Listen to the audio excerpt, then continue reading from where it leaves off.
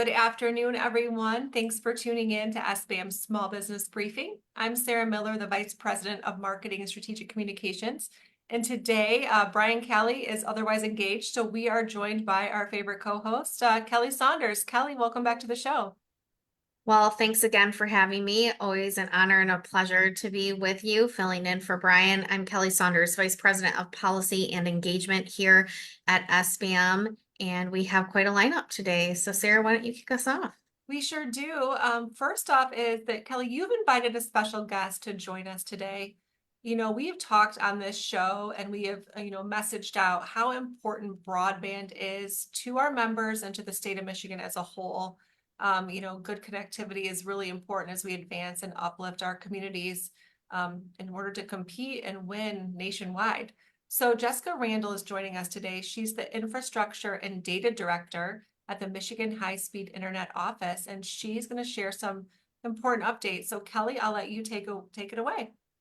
Yeah, just to set some context. So, we've, again, what Sarah said, talked about broadband in depth on this program specifically, but also shared information. We share a very robust and healthy relationship with the MyHigh office. They pretty much, opened their doors, welcomed us in with wide open arms, and we formed a broadband task force about over a year ago and submitted that to the MyHigh office. It was, a compilation of issues that small business owners were experiencing across the state. And we're really thankful that the MyHigh office took that and heard those concerns. And as they were applying for federal funds, really use that information to educate and to also inform their work as they move forward. So really happy to have Jessica on the program today. Jessica, welcome. I thought we'd kick off this conversation with you introducing yourself, maybe giving our viewership a little bit of background on what the MyHigh office does, its core goals and pillars before we get deep into what you're currently working on. Yeah, absolutely. Thank you, Sarah, and thank you, Kelly. I'm really, really glad to have the opportunity to join you and be part of this program. As Sarah said, my name is Jessica Randall. I'm the Infrastructure and Data Director within the Michigan High-Speed Internet Office. We were established in 2021 by an executive directive that made us part of the Department of Labor and Economic Opportunity.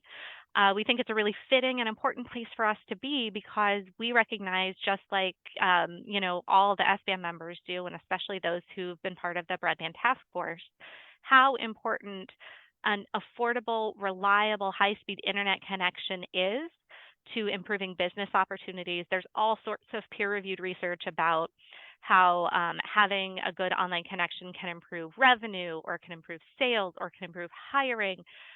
But frankly, none of that is as important as those real experiences that folks are having about what it means to be able to have a good connection with your accountant or your supplier or whoever, especially your customer base, right? Whoever the case might be. And so I lead the team in MyHigh that's specifically focused on infrastructure and constructing that out. We know that the best available estimates right now are that there are as many as 225,000 to 250,000 locations in Michigan that don't have that kind of infrastructure access. And so our job is to try to change that. It's also complemented by another team of folks led by our digital equity director, Allie Herkenroder, who many folks on the call may have met at some point. And they focus on digital equity and building all of those skills and those opportunities that are going to let folks take full advantage of that infrastructure once it's in place. We really think that both of those two pieces, two sides to the coin, are important and complement each other in pursuing our mission of making sure that Michigan is a state where everyone can use technology to improve their lives, whatever that means to them. It's obvious to small business owners, right, that improving your business prospects is going to be a really significant part of that. But it's also about education. It's also about personal relationship building. It's about healthcare and so much more. So we're really focused on that very broadly. We've really braid together really 3 federal programs, 2 of which are directly focused on infrastructure construction, and a third that's really focused on that skill building, digital equity pursuit. That's a great overview, and we've been really pleased to see how the MyHi office has looked at this in a holistic view. That just because you build the infrastructure doesn't mean that people know how to use it. And so you've really taken that approach to make sure that communities, no matter whether they're big, small, rural, urban, that we're making sure that people are equipped after that infrastructure is in place. So we've talked about, the billions of dollars that Michigan was able to secure, which was really quite impressive. But along with that came a lot of planning. We know that the MyHi office had to put together a plan that could be submitted to the federal government, many benchmarks that needed to be reached in order to really narrow in on where are these deserts. And just because people have connectivity doesn't mean that it's good. And so how do we, really amp up and make sure that that access to broadband is equitable, as you said, across the board? And so can you talk about right now you're in this challenge process. And so what does that mean and how can folks really learn about that? What's the duration? How can they get involved? Because it's really community based in order to get involved and make sure that if you don't have that access, you got to let the state of Michigan know. That's exactly right, Kelly. Thank you. So it sounds like a really simple prospect that if we're going to build out infrastructure to ensure that every home and business and community anchor institution has access to the internet, then we have to start by figuring out where those places that don't have access are. That said, it's a really challenging data question. There have been attempts to map and to monitor connectivity for a really long time. They haven't been very good for a very long time, to be frank. And so the state challenge process starts with massively improved federal data, but then we were able to make some modifications to that federal data set to reflect what people in Michigan are actually experiencing. And after doing all of that, we published what we call the State Challenge Portal, or sometimes call it the State Challenge Map. It's just at michiganbroadbandmap.com. And it very simply represents every location in the state, or at least every location on the map that FCC collects of locations in the state. And everyone is identified as red, this location is unserved, or yellow, this location is underserved. So you have some kind of a connection, but it's not really the speed that you need to take full advantage of online resources. Or green, this location is served, right, and has that high-speed, reliable connection. So the state challenge process is an opportunity for eligible challengers to help us refine and collect that data, because exactly like you said, it's community driven. We firmly believe that communities know communities best. And so this is an opportunity for a public engagement process for folks to tell us where the data needs to be improved. We are actually narrowing down on the closure of the challenge submission period. Our key deadline for that is 11:59 p.m. tomorrow night, May 3rd. And so there's just a limited amount of time available for folks to participate, but you still can hop into the map. You can take a look. And if you need to report an issue, if you need to take a speed test or report an issue with your connection, those tools are available. Search for your address right in the address search bar, and then look down on the left side of the screen and you'll see report an issue with my service or take a speed test, and those options should be available to you. Wonderful. And I think Sarah did drop a couple different links, Jessica, that you had shared with us. Is that the best way for people to engage in this process before it ends tomorrow? Yeah, if you have the opportunity to provide that that information, that request for a correction, essentially, then that's a great way to engage in the process. We are hopeful that you're going to take a look and find out that the information that's represented on the map is correct, and therefore you don't need to do anything. But if you do, then that correction, that challenge can be really, really valuable. So what'll happen next is that, at midnight, then that challenge submission period ends. We move into then a period where challenged providers can provide rebuttal evidence. If Jessica turns in a challenge and says, I subscribe to Acme Internet and they can't meet my speed requirement or whatever the case might be, then Acme has a chance to respond. Then our office, My High, will adjudicate each of those challenges and make a final determination about how each location in the state should be represented. Ultimately, what we're trying to do is produce essentially two lists: a set of locations in the state that are eligible to be funded for infrastructure construction through the BEAD program, and a set of locations that aren't. We have to do that by July 22nd, at which point we turn it into the federal government. They'll obviously take a look and check our work, and then they'll sign off on those lists, and that will be the set of locations that will be built out through the BEAD program. There's lots of steps about how we'll take grant applications, how we'll evaluate grant applications, and so we don't actually expect final awards to be announced until 2025. Construction will probably start end of that year or maybe in 26, just depending on season and permits and all those, infrastructure related things. But it is really starting to happen right now. It's important that we get this information correct right now.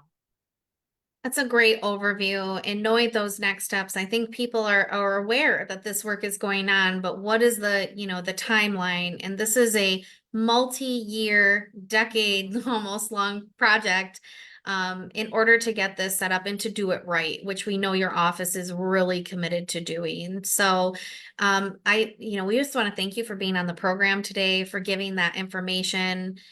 We know that if people have questions, that the My High office has been very good about responding. And so, thank you for providing those links and for being with us today. If you have any closing remarks, we'll open that up to you, but thanks for being with us today.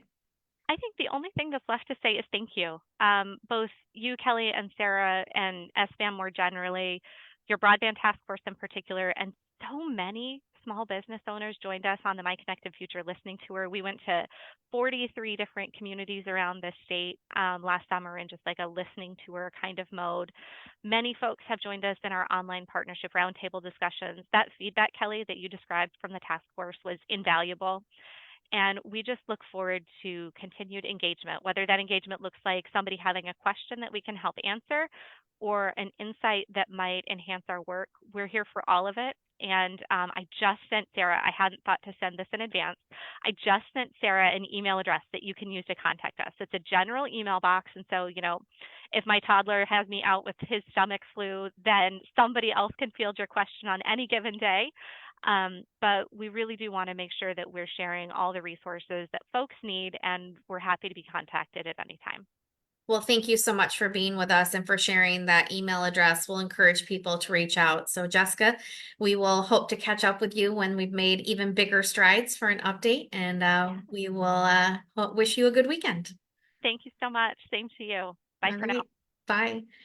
Well, Sarah, I think we are going to pivot from the broadband discussion and talk about a survey, press release that went out today from SBAM. Yes, thanks, Kelly. This morning we did issue the findings of our latest member survey.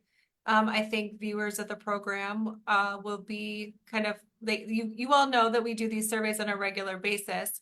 But just a little background, we began doing quarterly surveys of our members and the small business community during the height of the pandemic, just to kind of gauge what was going on with you and your businesses. So we have a certain set of benchmarking questions that we do ask with each edition, but every new survey gives us opportunities to kind of pick your brain and get the pulse on hot topics and issues. And so in today's release, we do outline some new details on support of legislation that would increase unemployment benefits. And so, Kelly, I'm hoping you can give us a little bit of detail about those proposed benefit increases, and then let us know how our members reacted. Yes, so we have been very vocal about obviously many of the concerns that we had during COVID and fraud in the unemployment insurance area. And we have been serving on a modernization work group alongside the Unemployment Insurance Agency under Director Dale. And we have seen her make some great strides to trying to get the unemployment system on track, rooting out fraud, and also modernizing their systems in order to be more fair to claimants and to employers. And so we've been really encouraged with that work, but there has been some rumblings in the legislature about first extending weeks from 20 to 26, and then also increasing the benefit amount per week. And we've had some real concerns about that, just given the track record of the UIA system. And we've heard that directly from you. And so we really wanted to gauge where everyone was at. And so in our survey, respondents obviously still very, very much on the side of not doing those things. 3-1, actually, in not extending weeks and not increasing benefits. And that is really good for your advocacy team here at SBAM to hear as we move through this process of modernizing. And also as we talk to legislators, what we're hearing from you is we have to fix the system. And until that system is fixed, which we do believe that there are good progress moving in that direction, that those things should not move forward. And so, we thought that to be the case, but hearing from all of you, and that is not the direction that you want to go at this time, that's the line we're going to hold here at SBAM as we continue to talk to the director and also to legislators about extending weeks and benefits under the unemployment insurance system. Hey, Kelly, you just really underscored, one of the reasons why we do this survey. It's so that we can affect, change, and that so you and Brian and Jacob can go to legislators and say, this is what the small business community feels. And so there's a method to our madness. We really do want to dive in and know how you might be impacted and what your thoughts are on certain things. And it really does drive our work. So another question that we asked about, and regular viewers of the briefing won't be surprised, but we asked about general awareness and understanding of the Corporate Transparency Act. And 2/3 of respondents had little to no knowledge of this act at all. And SBAM has been messaging out information about the Corporate Transparency Act. We're doing our best to provide people with information, but this just underscores why it is so important that this act just goes away. Yeah. Right, Kelly? Yes. I mean, obviously we encourage people to visit our website. We have been trying to keep it up, up to date in real time with all the information you need to know. And I think I'll share, a story from one of our staff members that has a small business owner as a friend, which said he was explaining the Corporate Transparency Act and what you have to do as far as filing. And if you don't, how you can, you essentially can become a felon if you don't do what you're supposed to. And the small business owner that was listening to this was like, this just can't be right.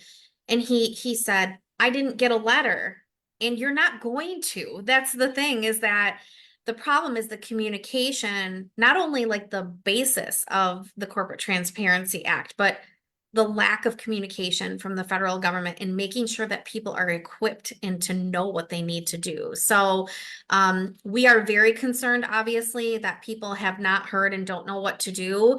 SBAM is going to continue to be a source, to know what you need to do. But this is just further proof that the communication front from the federal government on this is just not good. If 2/3 of our, general population don't even know what they need to do in this category. So, Sarah, we ask a bunch of questions. One of, several questions are benchmarks essentially for us, right? So one of the ones we ask is single biggest problem facing your business. How did small business owners answer that? The two top answers were talent and inflation. So inflation actually was the top of the list. I think over 90% of people have higher costs, and inflation was one of the biggest challenges that are facing our small business owners, followed by talent. So in January, the reports were more evenly split amongst inflation, talent, and the economy overall, but clearly this spring worries have shifted more towards talent and inflation. And I think this further underscores why expanding the unemployment benefits is not necessary at this time. Yeah, it's a great tie-in, Sarah. But also, this messaging is consistent. Our small business owners have been telling us this for quite a while. And so to see it continuing to show up again, just, good for us to know as we continue to talk to legislators about directions that we should be going in order to get more talent in the pipeline. Another benchmark that we've gone over in the past few years is optimism of small business owners. And so we had been seeing a downturn. What did we find out there? Well, yes, the recent results from 2023 and early 24 did show a decrease in optimism, and that was concerning to us, but it is holding steady this spring. So I don't know that there's a clear indication that we're having an increase in optimism yet, but it did not further decline. So again, we do these surveys quarterly, and it's certainly a marker we'll keep close tabs on when we issue our summer survey. And just a reminder, that's why it's so important that you complete these surveys. And you're always welcome to provide us with feedback any time of the year. Kelly, myself, or just the general SBAM at sbam.org inbox. We do want to hear from you. We do want to know what keeps you up at night and how we can, work harder to support you. So, Sarah, where can people find our press release? I just dropped it on Facebook and Great. I'm gonna put it here in the chat too, but it's right on the homepage. So you can, I lied, Kelly, I can't paste it. Okay, That's okay. now it's here on Zoom. All right. So it's Beautiful. also always on our homepage. Well, thank you for having this dialogue with me. We like to share this just so other small business owners know how this, all shook out. If you did take the survey, we do welcome you to take those surveys to Sarah's point. But also, we want you to know we do share those results with legislators. This morning, after we released it, the first thing I did was send off emails to all the Senate offices and all the House offices so that those respective legislators in Lansing can hear what you're saying. And so if you are coming in contact with them in your respective districts, or if you're here in Lansing and you want to share that press release and reiterate those messages, please feel free to do so. And let us know if you're here, because Jacob and I are always willing to go across the street and have those conversations with you too. So that is the news of the day on our survey. And I think we're going to dive into a few other topics before we're done today. Yes, we do. This next one is kind of intriguing to me. It's Operation Ghost Rider. Yeah. So Kelly, we've talked about distracted driving laws, but this new article from Bridge recently kind of outlines what we need to be looking out for as we're operating our motor vehicles. Yes, so I have talked about the new distracted driving laws as I've been on here the last few months, but this was a new one. And again, I too was intrigued by the title, which was Operation Ghost Rider, because I thought, what does this mean? So, local law enforcement agencies across Michigan, and then also the Transportation Improvement Association launched this campaign, obviously called Operation Ghost Rider, where they're taking unmarked police vehicles and essentially reporting up ahead to other MSP officers or local law enforcement officers that they see someone driving distracted, which basically on your cell phone. If you recall the last time that we talked about this, they were kind of going through when the law was signed by Governor Whitmer last June, I believe, like a 6 to 8 month education time. There were billboards that were put up that said don't be on your cell phone. And so they kind of had this grace period.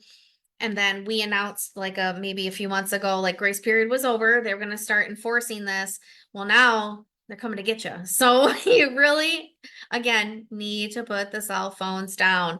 And so this Operation Ghost Rider has been actually occurring for the last week, and we'll go into next week specifically in targeting and seeing, because they collect data as they go to and how many people they stop, and then averaging that out on how many it might be in a year.